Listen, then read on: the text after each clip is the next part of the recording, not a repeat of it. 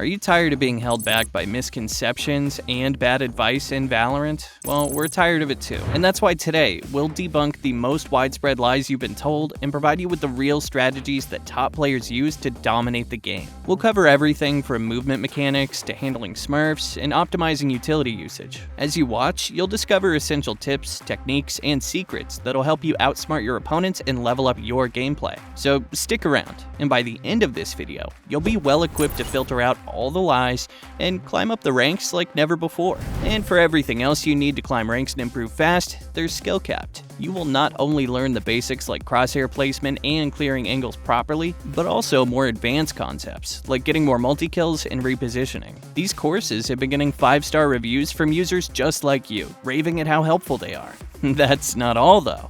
Every week, we release 6 brand new VOD reviews, where Radiant coaches teach you how to climb out of the exact rank that you're stuck in. And if you're looking for something more personal instead, we've got you covered, with our brand new one-on-one coaching at our SkillCapped Discord. All of this seems too good to be true, right? Well, don't worry, we're backed by a rank up guarantee, which means if you don't significantly improve while actively using SkillCapped, you get your money back. No questions asked. So what are you waiting for? Click the link in the description below and get the rank you've always wanted. Alright, let's get back into the guide. One of the biggest lies you'll hear from content creators is that you don't need to counter-strafe. Counter-strafing is the mechanic of stopping your movement by pressing your opposite movement key, and it allows you to shoot accurately while strafing. It also allows you to individually clear and isolate angles as effectively as possible. This mechanic is also one of the key aspects of movement that allows you to make yourself not only a harder target to hit, but also allows you to constantly burst while staying a moving target. The concept of burst strafing is one of the most seen mechanics in pro play, purely because of how effective it is.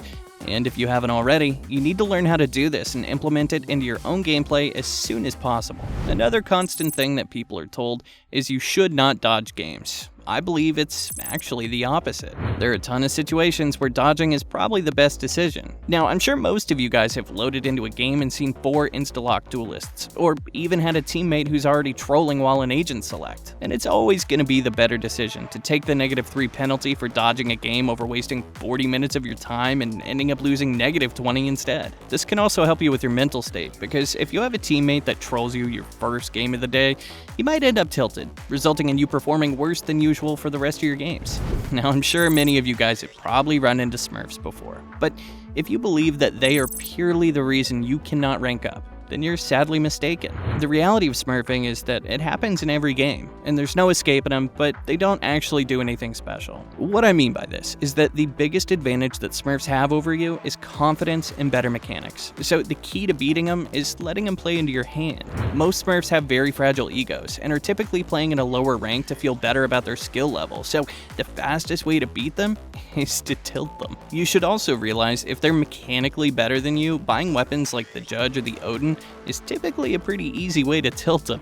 And if you can get them upset, you can usually pull out a pretty easy victory. You should also note that if you truly want to improve and rank up, you'll also need to improve your mechanics, so when you do run into these Smurfs, you can easily win the aim duels. But don't worry too much if you don't know how to improve your aim, because we have tons of guides for that all over the channel. Another huge misconception in Valorant is that a crosshair can be aimbot. There isn't a single crosshair in the game that'll ever make your aim instantly improve, and copying Tenz's crosshair won't make you aim like him.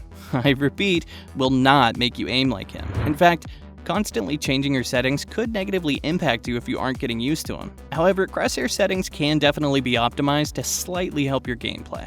For example, if you have a crosshair color that blends in with your player outline color, or one that's so big it blocks your vision from an enemy's head, fixing these things can greatly improve your results. In general though, crosshair settings are just purely personal preference. They don't have much of an effect on your gameplay, contrary to all the videos you've seen stating the exact opposite. Alright, the final and the biggest lie that most players are told is you don't need to learn lineups or setups. Utility is one of the biggest factors in Valorant. So if you play Sova or Viper, for example, and you're throwing a bad recon dart or a bad Viper spit, you could very easily put your team at a huge disadvantage. When playing the initiator role, your entire job is detecting enemies during a site take to help your duelist have an easier time entering the site without having to clear as many angles. And if you're not properly using your recon or Viper's Pit, it can lead to a false sense of security and cause you to lose rounds. Setups on an agent like Killjoy or Cypher can also help you anchor your bomb site as efficiently